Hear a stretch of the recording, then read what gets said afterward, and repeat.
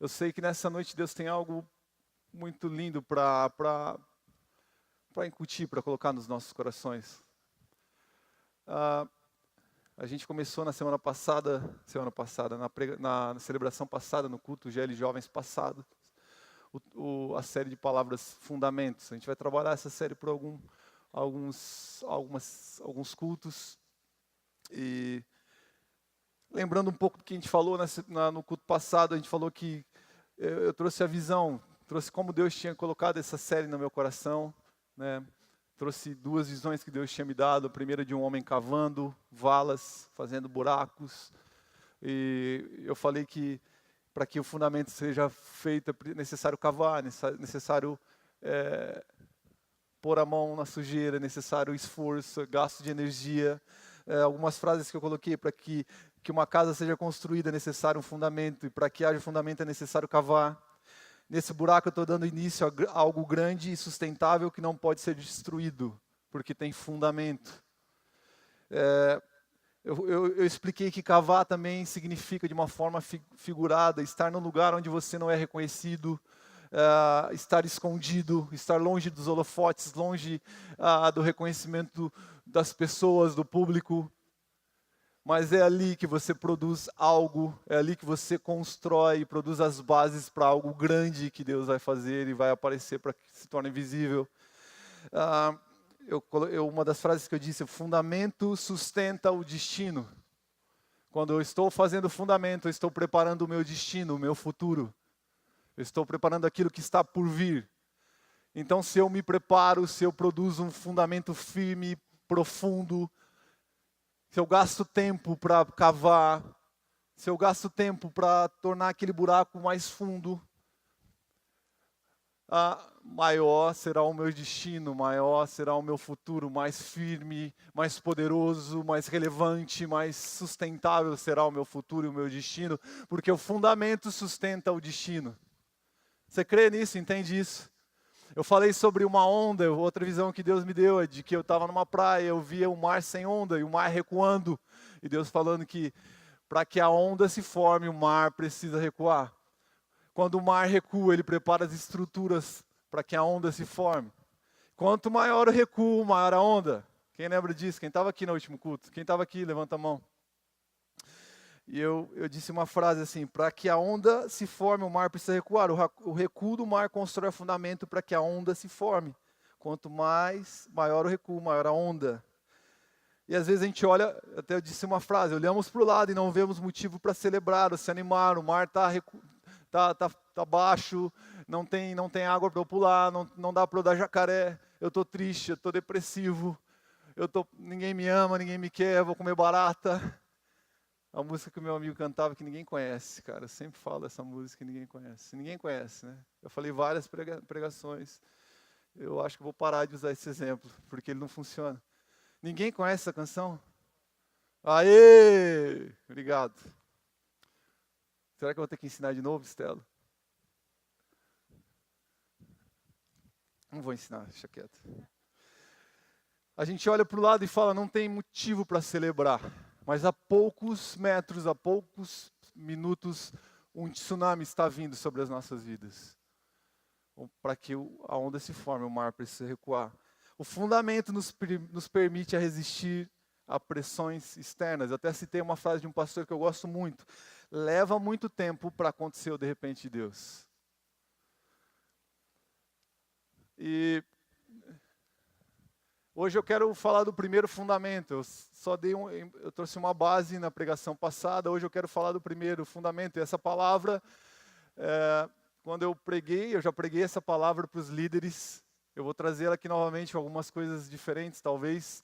Mas quando terminei de pregar essa palavra e quando eu meditei nela, eu falei: essa palavra eu preciso pregar para os jovens. Ela tem tudo a ver com o primeiro fundamento que eu quero falar para os jovens. E o primeiro fundamento é a palavra de Deus. Diga assim: a palavra de Deus. Diga forte: a palavra de Deus. O Brasil saiu da Copa, a gente está desanimado, a gente está frustrado, mas eu já sabia que isso ia acontecer, não tem nenhuma novidade, gente. Ou tem novidade para vocês? Vamos ficar animados hoje, então? Vamos ver a Bélgica, vamos ver a França, que está jogando bem um futebol Legal, bacana. Vocês estão animados, gente? Então diga comigo a palavra de Deus. Meu Deus do céu, parece que eu estou pregando para... Não posso falar para o Inevar Mais, que eu fui pregar lá, eu quase os velhos me carregaram no colo. Sério mesmo, vocês têm que participar um dia do Inevar Mais, já falei isso para vocês. Eu quero falar sobre a palavra de Deus nessa noite. Eu não sei se eu vou conseguir chegar até o final dessa pregação, porque eu tenho um tempo ali que limite para minha cabeça. Mas eu vou pregar aqui, amém? Vocês vão ouvir, a gente vai junto e o Espírito Santo vai produzir algo aqui nessa noite. Eu quero falar sobre a palavra de Deus. Quantos estão aí com a palavra de Deus nas suas mãos? Quantos estão aí com a palavra de Deus? Levante a palavra. Levante a palavra de Deus. Diga forte, eu amo a palavra de Deus. Tem gente que está sem a palavra aí, hein? A minha expectativa é que nessa noite você saia deste lugar com o teu coração queimando, com o teu coração apaixonado, com o teu coração ardendo pela palavra de Deus. Você saia deste lugar, não diria com um novo entendimento sobre a palavra, porque seria muita presunção minha, muita arrogância da minha parte querer ensinar tudo a respeito da palavra para vocês. Mas eu quero fazer com que a gente pense nessa noite, com que a gente medite nessa noite sobre fragmentos daquilo que Deus trouxe ao meu coração. Se eu quero entender um pouco sobre a palavra, se eu quero entender como Deus se comunica com seus filhos, se eu quero entender como Deus se comunica com a sua criação, se eu quero entender o propósito eterno de Deus para nós, eu preciso ir para Gênesis. Deus me levou para Gênesis quando eu pensava nesse tema. Eu quero que você abra a tua Bíblia lá em Gênesis capítulo 1, versículo 27. A gente vai ler o versículo 3, mas abre em Gênesis capítulo 1 aí. A gente vai ler alguns versículos aí desse capítulo. Gênesis capítulo 1.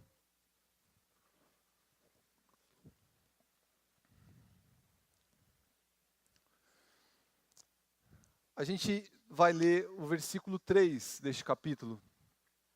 Todos abriram aí? Diga amém aí se você abriu. Legal. Gênesis capítulo 1, versículo 3, a palavra diz: Então disse Deus. Então disse Deus. Se Deus disse, Ele falou. Se Ele falou, esta é a. A gente pode ler alguns versículos na Bíblia e a gente pode passar por eles batidos, a gente pode passar correndo por esses textos bíblicos. Eles podem ser mais um texto, a gente pode ler correndo e fazer um devocional como um amigo meu fazia na adolescência. Eu já contei isso para alguns, mas vou repetir. Eu tinha um amigo que fazia devocional logo pela manhã, de uma forma bem peculiar, bem diferente. Eu ia dormir na casa dele, e aí a gente acordava logo pela manhã. E eu ia falar bom dia para ele. O que foi? Eu já contei aqui? Quem ouviu essa história? Alguém já ouviu? Levanta a mão, pelo amor de Deus. Não precisa ficar com dó de mim, não. E aí eu ia falar bom dia para ele. A hora que eu ia falar bom dia para ele, ele falou, espera um pouquinho. Espera um pouco. Fazer uma cara séria, assim. Quase de morte para mim. E daí beleza. Uma das primeiras vezes que eu fui dormir na casa dele, ele falou, espera aí, mano. Aí ele pegava a Bíblia, abria. Beleza, bom dia, mano. Daí eu falei, o que é isso, mano? O que você fez? Eu falei, não, estou tendo meu tempo de devocional com Deus. Antes de dar bom dia com você, eu preciso falar com Deus. Se você lê a Bíblia como esse amigo meu, talvez você não consiga entender algumas coisas que a Bíblia tem, que parecem ser simples, parecem ser quase que cotidianas, mas que se meditarmos na palavra, se olharmos para ela com amor, com zelo, nós vamos tirar coisas profundas de coisas simples. Porque a Bíblia tem coisas simples, mas profundas ao mesmo tempo. E aqui eu tenho uma simples frase, e disse Deus. Ele disse alguma coisa. Ele falou alguma coisa. E o texto fala, e disse Deus, que haja luz. E a luz começou a existir. Que simples, né? Simples, né, Felipe? É simples isso. Haja luz. E a luz começou a existir.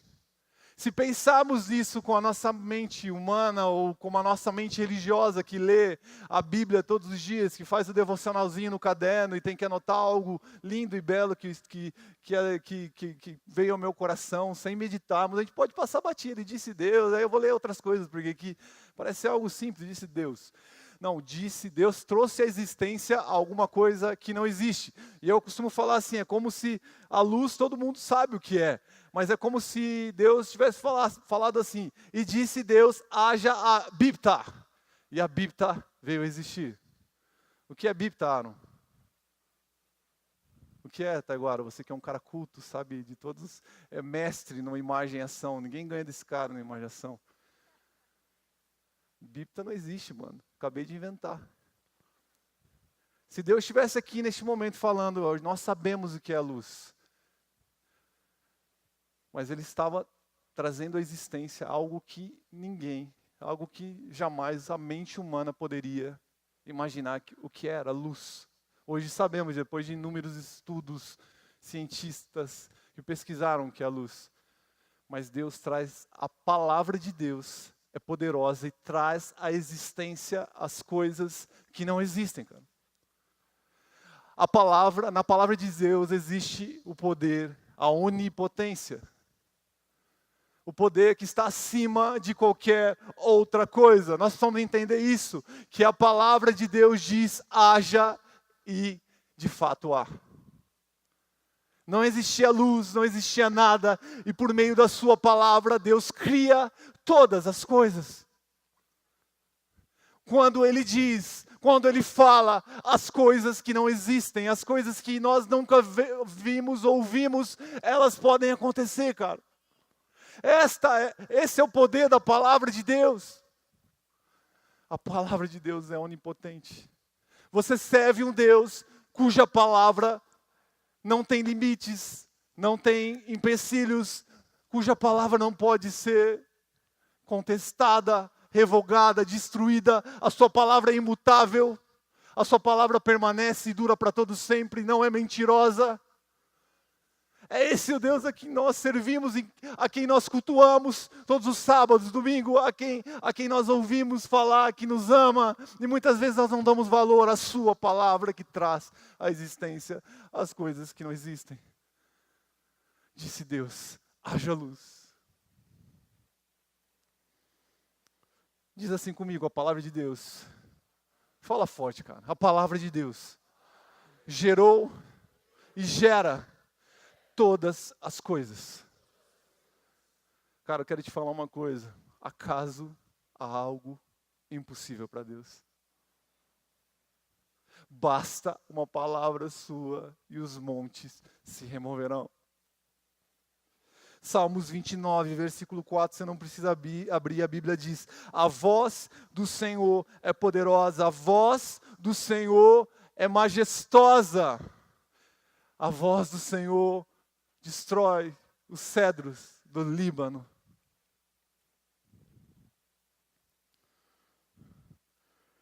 Desce um pouquinho mais, versículo 27 e 28, do mesmo capítulo 1 de Gênesis.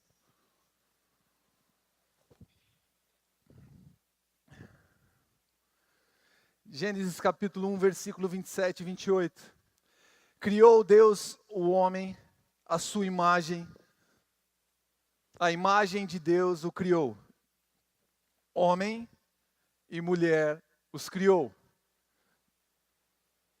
Deus, diga assim comigo, os abençoou. Meu Deus do céu. Diga comigo, Deus os abençoou. Não precisa continuar. Ele disse, e aqui está a palavra de Deus. Ele disse por meio da sua palavra, sejam férteis e multipliquem-se, encham e subjuguem a terra, dominem sobre os peixes do mar, sobre as aves do céu e sobre todos os animais que se movem pela terra. Deus cria o homem e a primeira ação de Deus é abençoar o homem. Quando Deus cria o homem, a sua primeira palavra ao homem é uma palavra de bênção.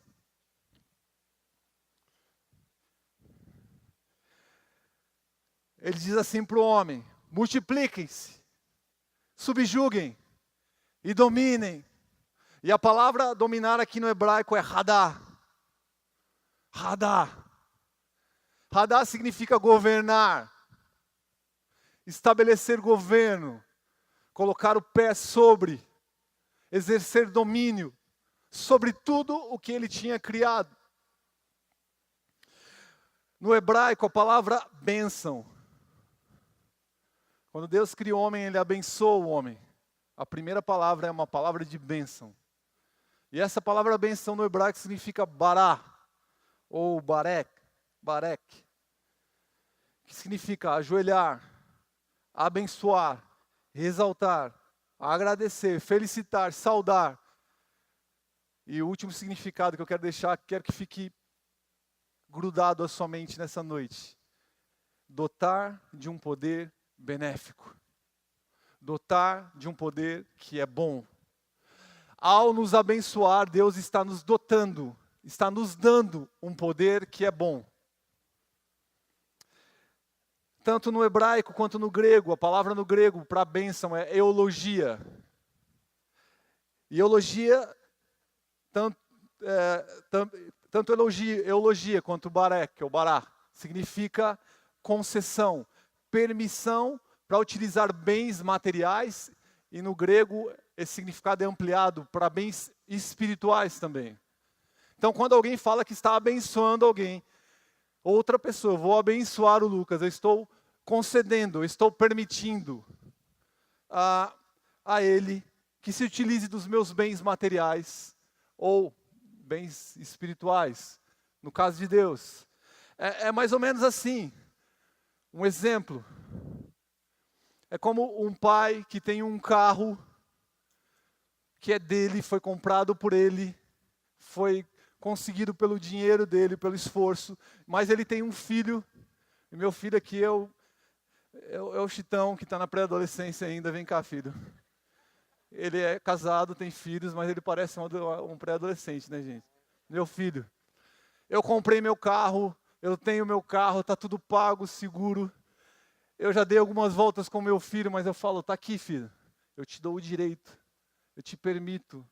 Pegue o meu carro, dirija, conduza. O que é meu é propriedade minha, mas eu te concedo a autoridade. Eu te permito utilizar do que é meu. Eu reparto o que é meu com você. Porque você é meu filho, eu te amo. E aí, ele vai me devolver a chave aí, senhor. E aí ele pega o meu carro com a minha permissão. O que é melhor, né, gente? Porque eu sei que tem alguns que já fizeram essa sem a permissão. E começa a andar pelas ruas, utilizando daquilo que eu já ensinei para ele. Das aulas que eu já dei para ele. E ele está com algo que é meu, que pertence a mim, mas que agora, por direito, porque eu quis, porque eu o abençoei, eu lhe concedi, eu lhe permiti usar de um bem que é meu. Eu autorizei você a exercer domínio sobre o meu carro. O carro é meu, mas eu te autorizo, Chitão, Tiago, a exercer domínio sobre aquilo que é meu. Deus cria o homem, e a Bíblia fala que Ele abençoa o homem. E fala, domine, subjugue e multiplique-se. Deus cria o homem, cria todas as coisas, e a Bíblia fala que Deus abençoa o homem. Ao abençoar o homem, o que Deus está fazendo é permitindo que o homem possa exercer autoridade sobre as coisas que Deus lhe deu. Exercer domínio. A primeira palavra de Deus para o homem é de bênção. Vá e faça. Eu te dou autoridade. Eu te dou o poder. Eu reparto de quem eu sou, para que você possa exercer domínio e governo sobre tudo que eu criei. Você está entendendo?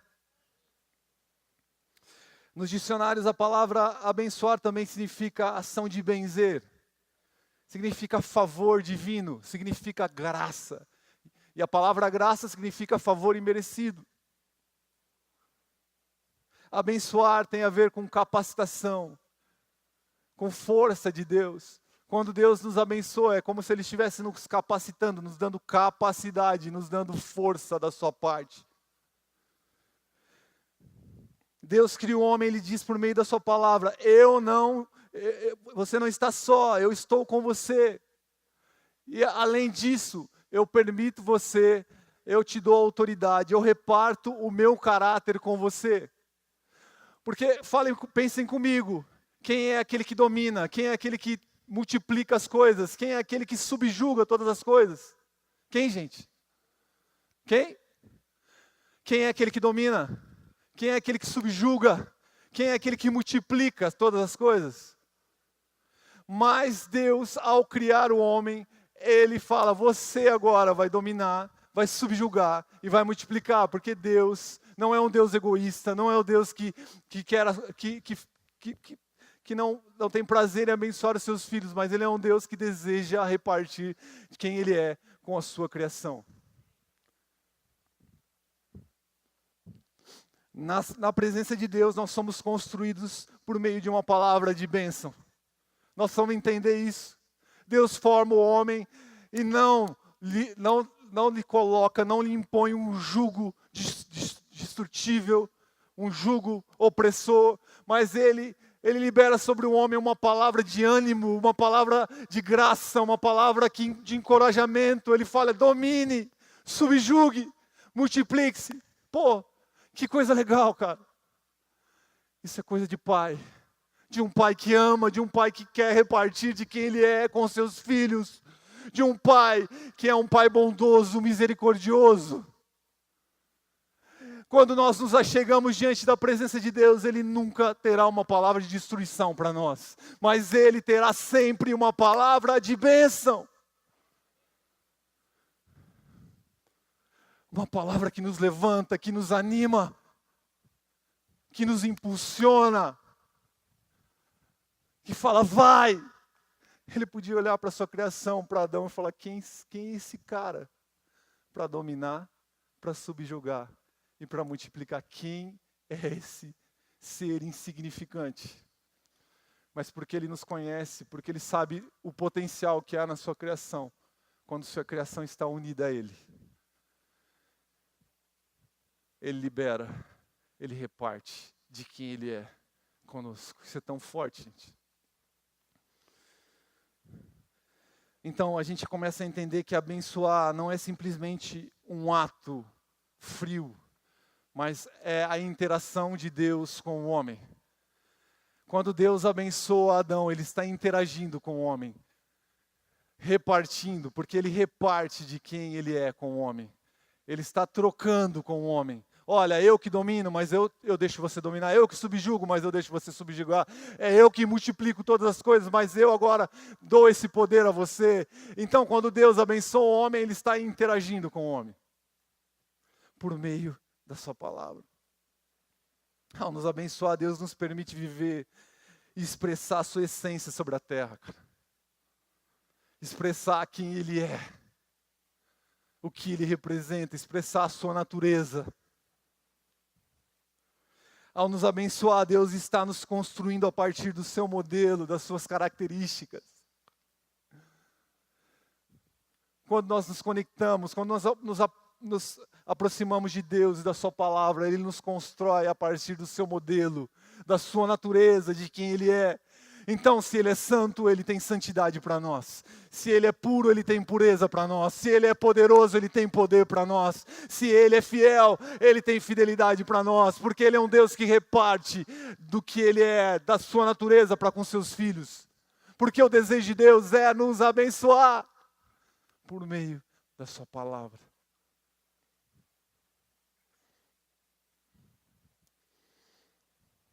Aleluia. A Bíblia fala que quando aceitamos Cristo, a palavra diz que nasce um novo homem. 2 Coríntios capítulo 5, 17 diz, portanto, se alguém está em Cristo, é nova criação, as coisas antigas se passaram, e eis que surgiram coisas novas, eis que surgiram kainos. A palavra nova significa kainos no grego, não sei se essa é a pronúncia, mas ele produz coisas frescas, incomuns.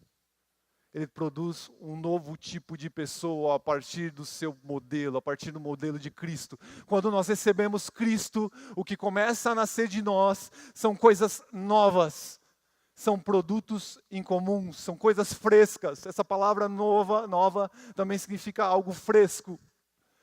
Então, meu querido, se você está enferrujado, se a tua vida parece que não sai do lugar, parece que nada muda, parece que você não anda na linha do tempo, parece que o tempo passa, mas você está parado, parece que você não cresce, significa que você precisa estar mais perto de Cristo e da sua palavra. Porque aquele que está em Cristo emana, produz coisas novas.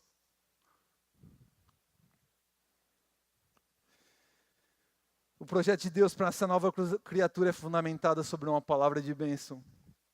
A Bíblia fala que a gente nasce de novo, novas coisas para nós. Em Mateus capítulo 7, 13 e 14 fala que quando a gente recebe, quando a gente tem esse encontro, um caminho se apresenta à nossa frente. Esse caminho é estreito, ele é duro. O caminho que leva a vida, que leva a Zoe. Mas essa vida aqui o significado nesse texto que fala, é estreito o caminho que leva a vida. Mas essa vida, se você estudar o significado dessa palavra, diz plenitude de vida. Uma totalidade de vida que só Jesus pode nos dar. Que é duro o caminho que leva a essa vida. Mas essa vida é plena, é verdadeira. E ela é parcial, porque em parte vai ser vivida aqui. E depois de eternidade, a eternidade. Mas Deus, diga assim para a pessoa que está do seu lado, o caminho é duro, a porta é estreita, mas Deus te conduz, sempre, neste caminho, por meio de uma palavra de bênção. Agora, uma pergunta bem simples para vocês. O que representa a palavra de Deus? Hoje, nos dias atuais, o que representa a palavra de Deus? A gente já respondeu essa pergunta hoje no começo do culto. Moisés, Adão, Jacó, muitos homens ouviram audivelmente a palavra, Deus falando com eles. Mas hoje, como Deus se comunica conosco? Levanta a sua Bíblia. Quando você se aproxima dessa palavra, sempre haverá bênção para você. Quando você se aproxima dessa palavra, Deus reparte da sua natureza com você. Porque aqui neste livro, nós encontramos a natureza e o caráter de Deus, de Cristo e do Espírito Santo. Então, quando você se comunica com essa palavra, quando você deixa Deus te construir por meio dessa palavra, Ele te constrói por meio de uma palavra de bênção, cara. E quando Ele te abençoa, Ele está repartindo de quem Ele é com você. Então, quando você lê sobre a santidade de Deus nessa palavra, quando você medita na palavra de Deus, quando você mergulha neste livro, quando você se apaixona por este livro, quando esse livro passa a fazer parte da sua vida cotidiana, Deus começa a repartir de quem Ele é com você. Muitos de nós não temos representado Cristo, não temos sido embaixadores de Cristo, porque conhecemos muito pouco de sua palavra, porque estamos esperando que o próprio Cristo, que o anjo Gabriel ou Miguel desçam do céu, venham na nossa frente em formato brilhando, para que órgãos, sons de corais, um coral cantando atrás desses anjos e uma voz forte, estrondosa, vem e fala, eu te amo, eu quero você. Quando todos os dias nós temos a palavra de Deus, de Gênesis, Apocalipse, dizendo tudo que Deus pensa ao nosso respeito. E cada uma das suas palavras são palavras de bênção para nós. Você fala, pastor, mas aqui tem morte, aqui tem condenação, aqui tem... Mas tudo que Deus faz é para abençoar os seus filhos. Até mesmo as leis e os mandamentos que Ele cria, porque Ele ama o seu povo. Porque Ele quer proteger os seus filhos. Porque Ele não se mistura com a impureza e com o que é nocivo à sua presença, a quem Ele é, a sua natureza. Não há comunhão entre trevas e luz. Hoje você pega a sua Bíblia, é tão fácil ler, é tão fácil folhear, mas foram 1.600 anos para que esse livro fosse escrito. Muito sangue foi derramado para que essa palavra estivesse aqui nas tuas mãos hoje. Mas nós não demos valor, total valor a essa palavra. Alguns têm deturpado e destruído a palavra de Deus, de forma, tornada a palavra até muitas vezes herege, sem propósito, porque distorcem as verdades da Bíblia. A Bíblia foi escrita inicialmente em 3 línguas, hebraico, aramaico e grego. Um grego koiné, que fala que é um grego mais popular. Apocalipse, eu estudei um pouco sobre a história da palavra de Deus. Eu não quero aqui, eu não sou professor de história, mas eu quero falar de forma bem rápida de alguns homens que dedicaram sua vida para que a palavra de Deus chegasse até as nossas mãos. E são apenas alguns homens, porque foram muitos homens que se dedicaram e que doaram suas vidas para que a palavra de Deus produzisse bênção à sua vida, cara. Apocalipse capítulo 6, versículo 9 a 11, não precisa abrir, eu vou ler rapidamente. Quem me fez meditar nesse texto foi o autor deste livro Valentes pela Verdade, pastor Farley Labute, que é o pastor de jovens do pastor Luciano Subirá. Esse livro é muito bom. Não li inteiro, mas as partes que li me ajudaram muito a entender um pouco mais sobre a história da Bíblia. Eu sigo a sequência histórica que ele menciona neste livro. Mais algumas coisas que li, mas não dá para falar porque é muita coisa. Mas ele me fez meditar num texto que ele mesmo colocou no livro, Apocalipse 6, 9 e 11. Quando ele abriu o quinto selo, vi debaixo do altar as almas daqueles que haviam sido mortos por causa da palavra de Deus e do testemunho que deram. E clamavam em alta voz: até quando, ó soberano, santo e verdadeiro, esperarás para julgar os habitantes da terra e vingar o nosso sangue? Então cada um deles recebeu uma veste branca e foi-lhe dito que esperassem um pouco mais até que se completasse o número dos seus conservos e irmãos que deveriam ser mortos com eles. Versículo 9. Vi debaixo do altar as almas daqueles que haviam sido mortos por causa da palavra de Deus.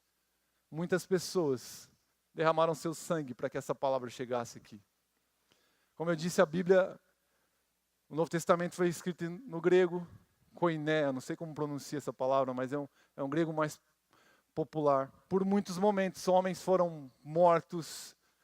Por muitas vezes essa palavra foi destruída, foi queimada, houve perseguição muito severa. E talvez uma das perseguições mais severas aconteceu em 303 depois de Cristo. A perseguição começa ali no ano 64 depois de Cristo. O imperador Diocleciano, um dos mais cruéis imperadores, começa a perseguir os cristãos e declara vários éditos ou leis para que os livros, os edifícios dos cristãos fossem destruídos. Muitos cristãos dessa época guardaram os escritos, porque era escrito à mão mesmo, não havia impressão.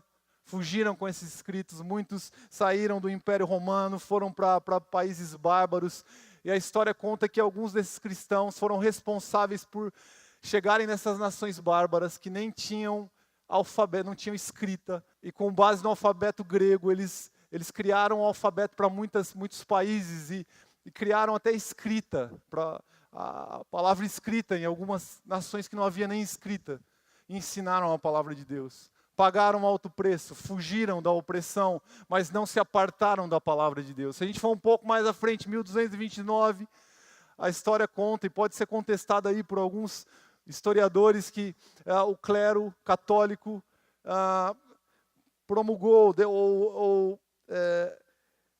decretou, melhor dizendo, a palavra que eu queria dizer, uma lei que somente os membros da igreja, do clero, da igreja católica poderiam ter a palavra de Deus. Alguns contestam esse concílio então não vou lembrar o nome da cidade agora, diziam que não foi bem isso, que a igreja não proibiu, que a igreja queria proteger, a igreja católica queria proteger os cristãos da época de homens hereges que estavam usando a palavra de forma errada. Mas o fato é que para que as pessoas pobres pudessem, ou os camponeses, a população em geral pudesse ter a palavra de Deus, era muito difícil, era caro, era custoso ter a palavra.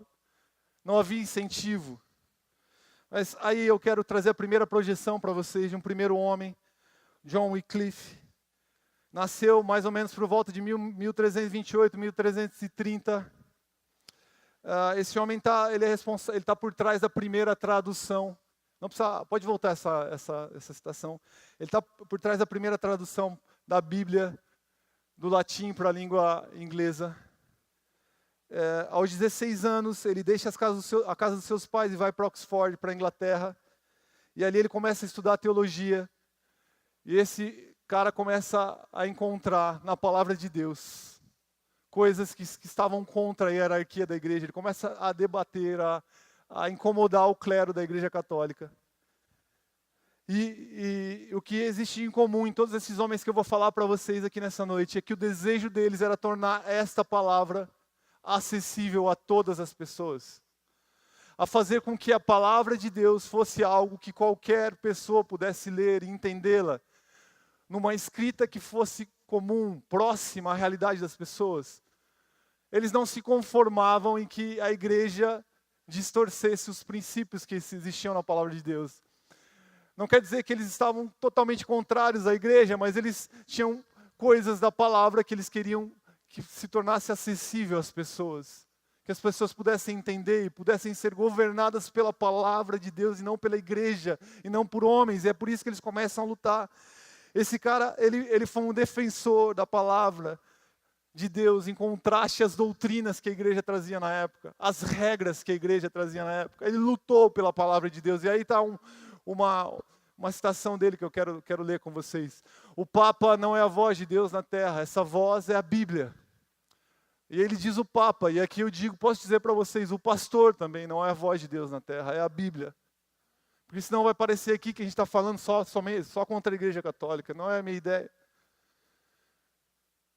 O que eu posso dizer aqui é que qualquer homem não é a voz de Deus na terra, mas a Bíblia é a voz de Deus. Quando eu uso a Bíblia, eu posso ser a voz de Deus na terra. A verdadeira autoridade emana da Bíblia, que contém o suficiente para governar o mundo. Enquanto temos muitos papas e centenas de cardeais, suas palavras só podem ser consideradas se estiverem de acordo com a palavra de Deus. Este cara começou a ler a palavra, encontrar verdades, e ele começou a encontrar diferenças do que ele via na igreja naquela época. Ele começa a incomodar a igreja. Ele começou um trabalho forte para a tradução da Bíblia do latim, que só estava na mão do clero, para a língua inglesa. Essa seria, para ele, a única forma de combater e defender as verdades bíblicas, tornando a palavra acessível a todos. Em 1382, os seguidores de Wycliffe produziram a primeira Bíblia em inglês. Ele comissionou esses homens para que eles se espalhassem por toda a Inglaterra, por toda aquela nação, lendo a Escritura, ensinando o povo, porque ele queria tornar a palavra acessível às pessoas. Porque esse é o desejo de Deus, fazer com que a sua palavra seja acessível a qualquer pessoa. Esse é o desejo de Deus. Ele foi condenado pela Igreja Católica como herege, mas ele foi protegido por um imperador da época que o colocou como reitor da universidade em que ele era professor. Somente 43 anos após a sua morte, a Igreja Católica, arrependida nunca vê-lo condenado, declarou herege. Por ordem do Papa, seus restos mortais foram retirados do túmulo, queimados até virarem cinzas e lançados em um rio. Todos os seus escritos também deveriam ser queimados. Mas um historiador, Thomas Fuller, eu tirei essa citação do livro, diz o seguinte sobre ele: eles queimaram seus ossos até virarem cinzas e os lançaram no Swif, acho que é isso que diz, um riacho vizinho que corria forte nas proximidades. Assim o riacho transportou as suas cinzas até Avon, do Avon até o Severn, do Severn para os mares estreitos e esses para os grandes oceanos. E assim, as cinzas de Wycliffe são um emblema de sua doutrina que agora está espalhada por todo o mundo. Um homem, um reformador, que incendiou e provocou outros homens que vêm à sua frente, que iniciam uma reforma, que inicia um processo de indignação e que mexe com outros homens. Depois ele, um outro homem que quero citar é John Hus, nascido em 1369, filho de camponeses. Ele deixou sua família também para se tornar um sacerdote na Igreja Católica. Ele se destacou como pregador. E quando ele estava em serviço em Praga, ali na República Tcheca, na Capela de Belém, ele descobriu os escritos de John Wycliffe. E aquilo começou a mexer com ele. Ele começou a pregar e declarar que a autoridade da palavra de Deus estava acima de todas as coisas. E aquilo começou a incomodar os conservadores, as pessoas que queriam institucionalizar a palavra de Deus, queriam doutrinar as pessoas. Ele pregou contra a imoralidade do clero católico, contra a mistura da igreja com a política. Em 1407 ele foi proibido de pregar, mas ele continuou pregando. Um dos papas da época, o Papa Alexandre V, ordenou que todos os livros de Wycliffe fossem destruídos. Hus continuou a pregar por mais 5 anos. Foi condenado por heresia também pela igreja, queimado vivo em praça pública. Um século depois, Martinho Lutero, um dos maiores reformadores da igreja, um dos primeiros homens a traduzir a Bíblia para a sua própria língua, para o alemão. Um homem apaixonado pela palavra de Deus, que por muito tempo se flagelava por seus pecados, tentando buscar o alto perdão, tentando se flagelava, se condenava pelos pecados. Ele nunca alcançava a liberdade para sua consciência. Mas um dia, a história conta que ele descobriu que a salvação não vinha por meio da compra de indulgências. A igreja vendia indulgências, vendia o perdão para as pessoas. Ele descobre por meio da palavra de Deus que a salvação não vem por bondade, não vem por boas ações, mas por obediência, mas a salvação é uma graça de Deus e que vem mediante a fé. Ele começa a ler a palavra e entende que a salvação, por meio da Bíblia, ele entende que ele é salvo por meio da graça, que é um presente de Deus, que é bênção de Deus. Ele descobre que essa palavra é uma palavra de bênção. Ele descobre que ele não precisa mais se autoflagelar, ele não precisa se condenar, porque ele descobre na Bíblia que toda condenação foi cancelada na cruz do Calvário. A igreja tentou esconder isso dele, mas ele descobre isso. E ele tenta estabelecer um diálogo, uma discussão com a igreja, e um dos pontos altos disso são as 95 teses que ele faz e crava na igreja de Wittenberg, em 1517. Ali ele tenta estabelecer um diálogo com a igreja, mas isso não acontece. A igreja o excomunga, o condena à morte, a ser queimado, mas ele é capturado por um príncipe, um rei, não vou lembrar agora, que o esconde num castelo, e ali ele fica durante 10 meses. E em 11 semanas, ele traduz o Novo Testamento, do latim, da Vulgata. A Vulgata é a versão da Bíblia do latim, traduzida do hebraico original para o latim. Traduz a Bíblia do latim para o alemão. O Novo Testamento em 11 semanas. Seu Novo Testamento foi publicado em 1522 e custava o equivalente a 1 semana de trabalho de uma pessoa simples. Eu esqueci de falar uma informação bem importante. E por muito tempo a palavra ela foi escrita à mão. Havia muito trabalho para traduzir. E que a imprensa, a primeira prensa móvel, a prensa, porque a Bíblia foi impressa, foi em 1455, por um alemão, foi desenvolvido por um alemão, Johannes Gutenberg. Foram 180 cópias que foram feitas. E essa Bíblia que provavelmente, não pesquisei a fundo, alguém pode ver isso, mas ela pode ter já usado dessa tecnologia. Em 1522, ela foi publicada. Cerca de 5.000 cópias foram vendidas nos 2 primeiros meses de publicação, e mais 100.000 durante a vida de Lutero. O Antigo Testamento veio depois, mas Lutero levou 12 anos para concluí-lo. A história conta que o desejo de Lutero era que a mulher mais simples da Alemanha pudesse ler a palavra de Deus. Ele fala que Deus falou com Moisés na língua dele, e que o desejo dele era fazer com que a Bíblia fosse escrita na língua do seu povo, para que Deus pudesse falar com o seu povo na sua própria língua. E numa língua acessível, popular. O desejo de Lutero em ver a Bíblia sendo lida por todos e transformando as suas vidas. E ele diz assim: Jamais em todo mundo se escreveu um livro mais fácil de compreender do que a Bíblia, comparado aos outros livros. É como o sol em contraste com todas as demais luzes.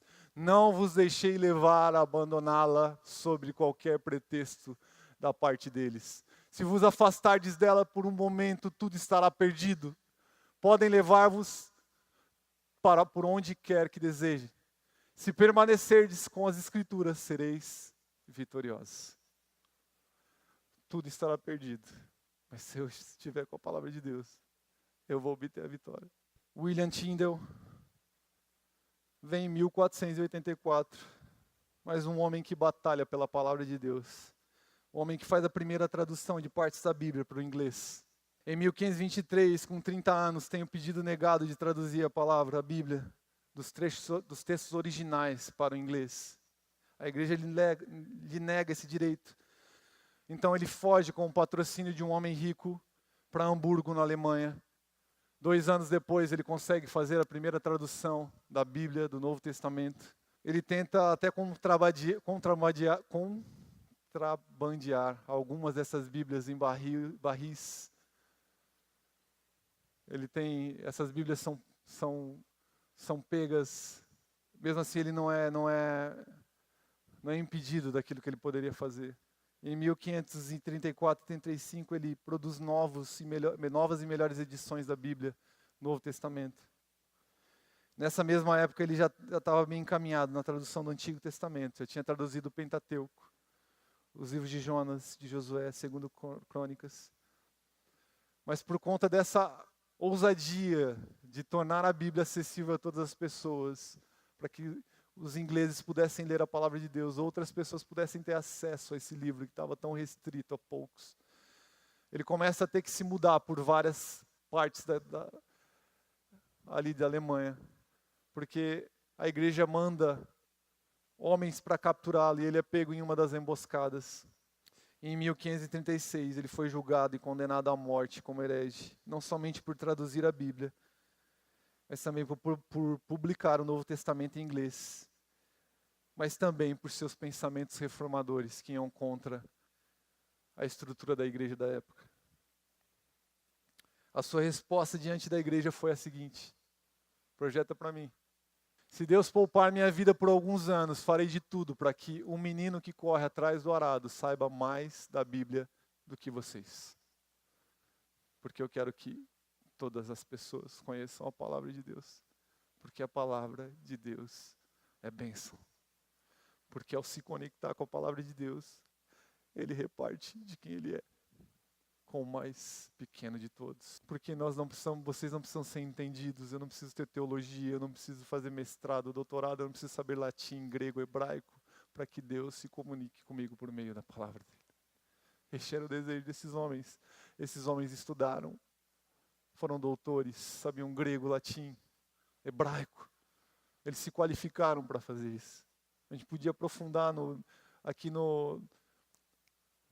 podia trazer aqui para vocês o currículo de cada um desses caras, que é extenso.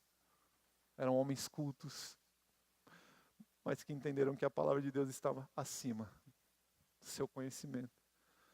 E por que entenderam que a palavra de Deus estava acima, eles desejaram espalhar a palavra de Deus, porque eles sabiam que esse era o coração de Deus. Tyndale foi acorrentado publicamente em uma estaca, onde um executor o estrangulou com uma corda e depois queimou o seu corpo. Ele tinha pouco mais de 40 anos. É um pouco da história de alguns homens que deram a sua vida para que hoje você tivesse essas folhas na tua mão.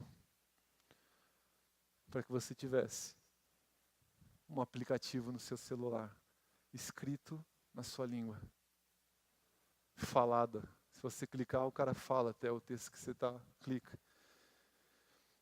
João Ferreira de Almeida, nascido em 1628, foi o primeiro, nascido em Portugal, o primeiro homem a traduzir a Bíblia para a língua portuguesa. Converteu-se do catolicismo à fé protestante por meio de um folheto, quando tinha apenas 14 anos.